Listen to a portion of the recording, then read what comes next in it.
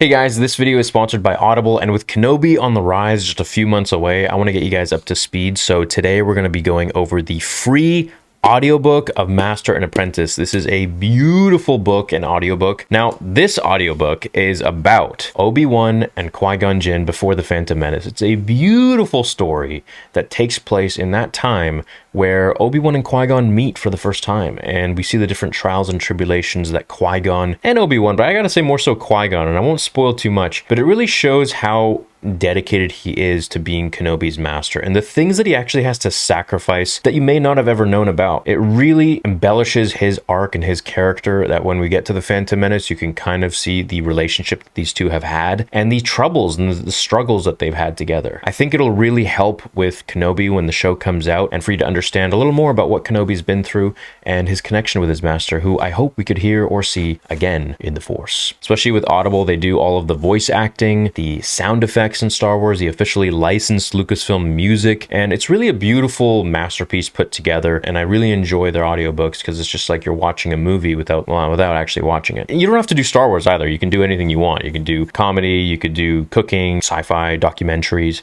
whatever you want, it's on there. Audible has a wide variety of everything, so go check it out. It's free, and every month you're signed up, you get a free token, so you can use another token for another audiobook. Just use my code in the description or text Star Wars Theory to 500 and you'll get your free month. So yeah, that's it. Enjoy the video and have a great day.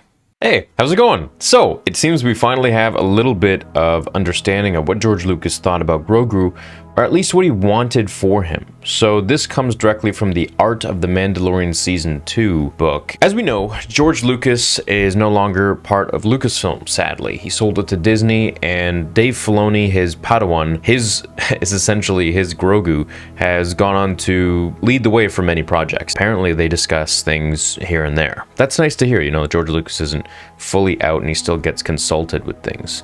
Like he was on set for Rogue One, he was on set for The Mandalorian Season 2 with Ahsoka, and now we have some information on what he wanted for baby Grogu. So, now apparently Filoni himself was hesitant of putting Grogu in there because he felt it would maybe take away from the mysticism about Yoda, and that's something that George Lucas was always talking about, how Yoda was so mystic in the sense that you didn't know really his full name, you didn't know his species, where he comes from, anything really to do with him, and he just pops up in and out of Star Wars here and there and drops a little bit of knowledge and then vanishes again. So Filoni actually went to George and he spoke about Grogu, and he's like, all right, so what do you think about him? And the one thing George had to say about Grogu that he wanted to see for the character was this. Filoni says, I had a talk with George at one point about the child, and his main concern was that the kid has to have a proper amount of training. And that's exactly what we got. In the Book of Boba Fett, we had an entire episode basically just about Grogu being trained by Luke. Now, of course, that training was cut short, which kind of undermines Luke showing up in the Mandalorian Season 2 finale. However, I wonder if this is really the end of Grogu's training, if something will happen to Din perhaps in Season 3, that maybe Luke has to pick him back up and continue where he left off. This is essentially what happened with Luke in The Empire Strikes Back. He did leave Yoda, he did leave Dagobah, he did leave his training, and then later returned to complete it. And of course, we saw he was so much more powerful and so much more calm and collected in Return of the Jedi. That very same thing could happen with Grogu. Maybe we could see Grogu as far as, you know, after the events of the Jedi Temple with Kylo. I mean, this obviously will end into the sequels, as much as I don't want it to, but that's probably the reason why they cut the training short with Grogu, is because Luke's first student was Ben Solo. That being said, they still could have different ways and scenarios that Grogu does train with Luke, while Ben Solo perhaps is now Luke's first student, and maybe Grogu comes in later or something. And for me, this is something that's really big, because a big issue that I had with the sequel trilogy was there was no training for Rey in comparison to Luke or Anakin, who Anakin got his butt handed to him like a million different times in the books, in the comics, in the movies. You know, he lost his arm to Dooku. He just was never really fully capable of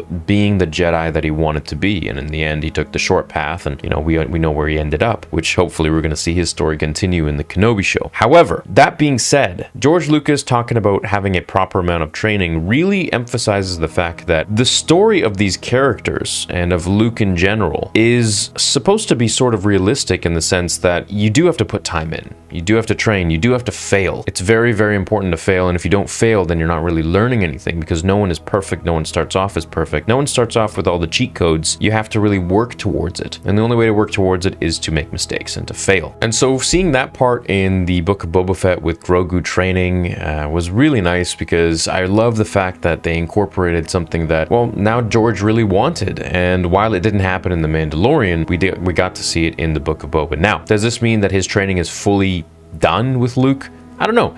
But it does mean that we could get a different amount of training. Right? It doesn't have to be just in the Force. Maybe he's going to be trained by perhaps someone else, or maybe we're going to go back in time and we're going to see how much training he has had at the Jedi Temple. Remember, 20 years of his life were at the Jedi Temple. 30 years of that, just about, were after Order 66, where we don't know what really happened to him. You know, he could have been with a Jedi, he could have been with a Sith, he could have been with an Inquisitor, he could have been with perhaps just members of Kamino, you know, the scientists behind Kamino. He could have been an experiment for 30 years for Palpatine. Who really knows? But at the end of the day, we know that his mind was wiped. So there's still so many things that we need to understand when it comes to Grogu. However, knowing that Filoni does talk with George about certain things, certain key points, just with Grogu alone, makes me really hopeful in the sense that he does speak with him about the Kenobi show. Because as you know, this show, in my opinion, is going to be probably the most important show for Star Wars. And not just for Star Wars, but for the most important characters of Star Wars, which is Anakin Skywalker, Darth Vader,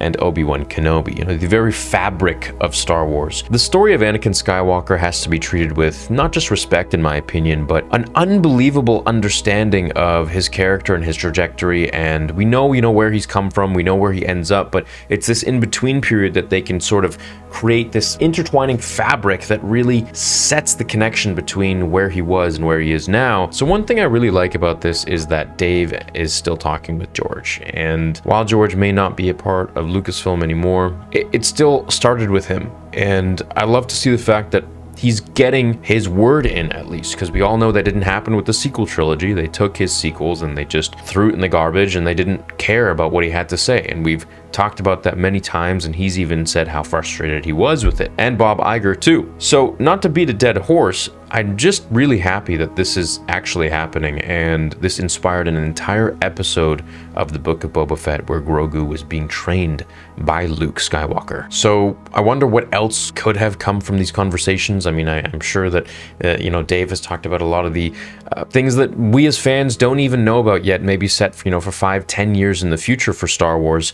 And I hope George Lucas will still be with us at that point. But I'm also curious to see if any of the things that he has said or in the inputs he's had, perhaps even more than this, is actually going to be implemented into the shows that we love. So perhaps when those come out, maybe in the books or in the arts of or the making of, we'll get some more clarification on that. However, as for now, I'm extremely excited that this is the case. And, he's still talking to our boy. He's still talking to the creator. It's just very cool. Now, I should also mention this wasn't the first time. So as it turns out, Lucas had an indirect influence on a decision made for Chapter 15, The Believer, by concept artist Doug Chiang as well, thanks to a set visit for Rogue One. An early idea was that the Imperial drivers were wearing the same armor as the AT-AT commanders from The Empire Strikes Back. Ultimately, we decided to go with the tank troopers from Rogue One, a design chosen by George Lucas on a Rogue One pre-production set visit. So, dude, this, it warms my heart knowing that he is still being consulted for stuff, maybe not by Bob Iger or by Kathleen Kennedy, to my knowledge, or at least from past events with the sequel trilogy script that he had, but at least with his, his boys, Doug Chiang, who was